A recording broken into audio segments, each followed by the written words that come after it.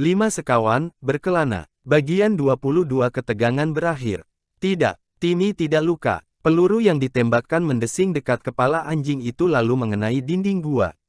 Dengan segera Timmy menyambar kaki Lou, orang itu roboh sambil menjerit.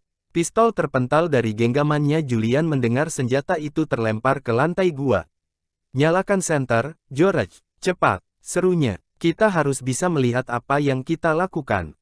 Nah, syukurlah, Pongo datang. Tiger dan menjerit ketakutan ketika senter dinyalakan karena melihat Pongo datang menyerangnya. Dan memukul muka simpanse itu. Keras sekali pukulannya sehingga Pongo terjatuh. Dengan cepat dan berpaling, lalu lari. Lou meronta-ronta. Kakinya ditendang-tendangkan, untuk menghindarkan diri dari serangan Timmy yang hendak menyambar lehernya. Dan lari menuju ke terowongan. Tapi sesampainya di situ, ia tertegun. Kaget setengah mati. 4 orang polisi bertubuh kekar bergegas-gegas muncul dari situ, didului oleh Dick. Seorang di antara polisi-polisi itu memegang pistol. Dengan segera dan mengangkat tangan, tanda menyerah. Timmy, berhenti, perintah George, karena melihat bahwa sekarang tidak diperlukan lagi bantuan anjing itu. Timmy menoleh ke arah tuannya dengan pandangan kesal seolah-olah hendak berkata, "Wah, padahal sedang asyik-asyiknya. Biar ku makan abis penjahat ini." Tapi kemudian anjing itu melihat keempat polisi yang datang. Timmy menggonggong-gonggong dengan sengit. "Hei, ada musuh lagi. Semua akan disikatnya sekaligus. Ada apa di sini?" kata polisi yang memegang pistol. Ia berpangkat inspektur. "Kau yang berbaring, bangun. Ayo cepat, berdiri." Lou berdiri dengan susah payah. Tubuhnya luka-luka, kena gigit Timmy. Rambutnya tergerai menutup mata. Bajunya robek-robek. Dengan mulut ternganga ditatapnya keempat polisi yang tiba-tiba muncul. Kenapa tahu-tahu mereka ada di situ? Kemudian dilihatnya Dick. "Kau rupanya yang berhasil menyelinap keluar, lalu menutup lubang dengan papan," katanya sengit. "Sebetulnya sudah harus kuduga dari semula." "Awas, tutup mulut, Louis Albert," bentak Pak Inspektur, "kau bisa bicara panjang lebar nanti, kalau kami suruh. Kau harus banyak bicara menjelaskan berbagai hal yang kami dengar mengenai dirimu." "Dick, begitu cepat kau sudah kembali," seru Julian sambil mendekati adiknya. "Kukira baru akan datang berapa jam lagi. Kau kan tidak pergi bolak-balik ke kota?" "Tidak," jawab Dick. "Aku cepat-cepat ke tempat pertanian. Sesampai di sana kubangunkan Pak Maki untuk meminjam pesawat telepon mereka. Aku lantas menelepon polisi, meminta mereka segera datang kemari dengan mobil," sambung Dick sambil nyengir gembira. "Semuanya selamat. Mana Anne dan Nobby?" "Itu mereka, muncul dari terowongan sebelah hulu sungai," kata Julian sambil mengarahkan sorotan senternya ke situ. Dick melihat muka Anne pucat pasi ketakutan. Dengan segera ia mendekati adiknya itu. "Petualangan kita sudah berakhir, Anne," kata Dick menenangkan. "Kau bisa tersenyum lagi sekarang." Anne tersenyum lemah. Pongo meraih tangannya sambil berbunyi-bunyi tanda sayang.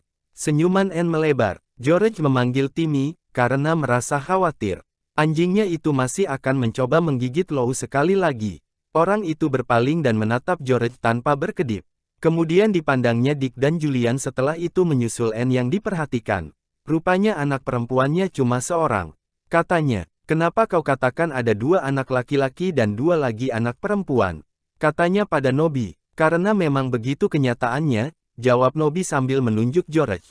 "Biar potongannya seperti laki-laki, dia sebenarnya anak perempuan. Tapi keberaniannya tak kalah dengan anak laki-laki." George merasa bangga. Ditatapnya Lou dengan sikap menantang, yang saat itu sudah dipegang kuat-kuat oleh seorang polisi bertubuh tegap. Sedang Tiger dan digiring pergi oleh 2 orang polisi lagi. "Sebaiknya kita pergi saja meninggalkan tempat gelap ini," kata Pak Inspektur yang selama itu sibuk mencatat dalam buku notes. Dimasukkannya buku kecil itu ke dalam kantongnya kembali. Julian mendului berjalan dalam terowongan. Ditunjukkannya bagian dinding yang menyerupai rak. Di sana kedua penjahat tadi menyimpan barang-barang curian mereka. Pak Inspektur mengumpulkan beberapa benda berharga yang masih ketinggalan di situ.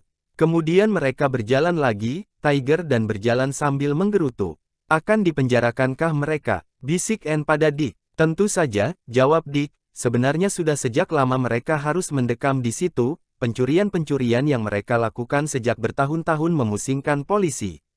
Dari terowongan gelap, mereka sampai dalam rongga gua yang luas dengan dinding yang bersinar kemilau. lalu menuruni lubang yang menuju ke rongga yang lebih sempit di bawah. Dari situ menyusur lorong sempit, sampai ke lubang masuk, sesampai di sana nampak cahaya bintang. Bintang gemerlapan di langit. Anak-anak mengucap syukur karena bisa melihat bintang-bintang lagi. Mereka sudah bosan terkurung di bawah tanah. Selama menyusur terowongan dan lorong itu, Lou dan Dan dijaga keras.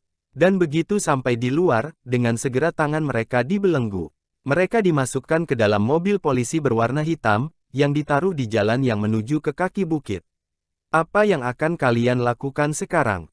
tanya Pak Inspektur sambil duduk di belakang setir mobil polisi. "Apakah tidak lebih baik ikut ke kota, setelah mengalami kejadian yang menegangkan ini?" "Ah, tidak, terima kasih," jawab Julian dengan sopan. "Kami sudah biasa mengalami petualangan. Kami ditemani Timmy dan Pongo di sini jadi takkan ada apa-apa." "Yah, terus terang saja aku tak begitu suka ditemani seekor simpanse," kata Pak Inspektur. "Besok pagi kami akan kemari lagi untuk memeriksa dan mengajukan beberapa pertanyaan. Kalian pasti takkan segan menjawabnya. Dan terima kasih atas bantuan kalian menangkap kedua pencuri yang berbahaya ini." "Bagaimana dengan kereta yang berisi barang-barang curian?" tanya Dick. "Kan tidak ditinggal di sini, barang-barang di dalamnya sangat berharga. Salah seorang anak buahku bisa membawanya ke bawah," kata Pak Inspektur sambil menganggukkan kepala pada seorang polisi yang berdiri di dekatnya. "Dia ini bisa mengendalikan kereta kuda. Yah, hati-hati sajalah sekarang. Sampai besok." Mobil polisi bergerak, menuruni bukit lewat jalan kecil yang berkelok-kelok. Kereta kuda yang berisi barang-barang curian menyusul di belakang. "Yah, begitulah," kata Julian dengan lega. "Petualangan kita ternyata berakhir dengan selamat. Wah, Dick, aku tadi gembira sekali karena kau begitu cepat kembali bersama para polisi. Untung kau mendapat akal yang hebat, menelepon dari tempat pertanian." Tiba-tiba Dick menguap lebar. "Pasti saat ini sudah larut sekali," katanya. "Sudah lewat tengah malam, tapi perutku lapar sekali. Aku harus makan dulu sebelum merobohkan diri di pembaringan." "Kau masih punya makanan, Anne?" tanya Julian. Muka adiknya seketika itu juga berseri-seri.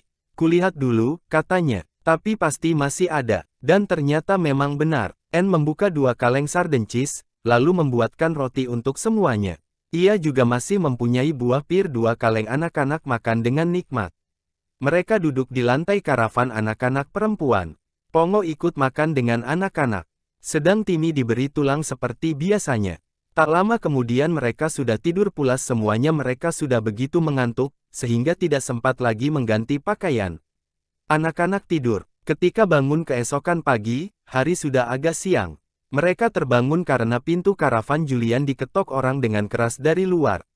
Julian terkejut, lalu berseru, "Ya, siapa itu?" Ternyata yang datang Pak Petani bersama istrinya. Mereka menjengukkan kepala ke dalam. Kelihatannya agak khawatir. "Kami ingin tahu apa yang terjadi di sini," kata Pak Maki. "Kau kemarin begitu terburu-buru lari lagi setelah menelepon dan tidak datang kembali." "Ya, sebetulnya aku harus kembali untuk memberitahukan," kata Dick. Ia duduk sambil menggosok-gosok mata, "Tapi aku lupa. Polisi datang dan berhasil menangkap kedua laki-laki itu, mereka pencuri ulung. Polisi juga berhasil menyelamatkan barang-barang yang mereka curi. Kejadian kemarin malam benar-benar menegangkan. Terima kasih karena Bapak mengizinkanku meminjam telepon." "Kembali," kata Bu Maki, "lihatlah, aku membawakan makanan untuk kalian." Wanita tua itu menjinjing 2 buah keranjang, penuh dengan makanan. Saat itu juga Dick merasa perutnya lapar. "Wah," serunya gembira, "terima kasih banyak." Tiba-tiba Nobby bangun. Ia tidur di lantai, bersama Pongo. Ketika melihat Pongo, Bu Maki menjerit.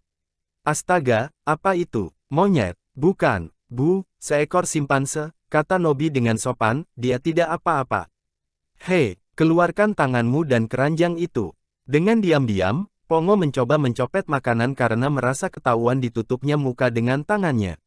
Ia mengintip ke arah Bu Maki. "Lihatlah, seperti anak nakal saja kelakuannya," kata Bu Maki. "Bukankah begitu, Ted?" "Betul," kata Pak Maki. "Nah, aku harus pergi lagi sekarang," kata Bu Maki kemudian. Ia tersenyum sambil menganggukkan kepada ke arah George dan Anne. Kedua anak perempuan itu keluar dan karavan mereka bersama Timmy, karena ingin melihat siapa tamu yang datang. "Kalau kalian perlu apa-apa, datang saja ke tempat kami. Kami akan senang sekali jika kalian datang. Setelah itu diajaknya suaminya pergi. Mereka sangat ramah, kata N sambil mengawasi kedua suami istri yang berjalan menuruni bukit. Dan lihatlah, banyak sekali makanan yang dibawakan untuk kita. Sedap, kata Julian. Yuk, kita sarapan saja sekarang. Nanti baru berbenah. Tapi N tidak setuju. Sebelumnya anak-anak harus membersihkan badan dulu. Kalau sudah bersih, sarapan akan lebih nikmat, katanya. Lihatlah sendiri, kotor sekali badan kita. Kalian kuberi waktu 5 menit. Baiklah, Bu, kata Nobi sambil nyengir, lalu menyusul yang lain-lainnya. Setelah bersih, mereka sarapan sambil duduk-duduk di serambi batu. Alangkah nikmatnya makanan yang dibawakan Bu Maki.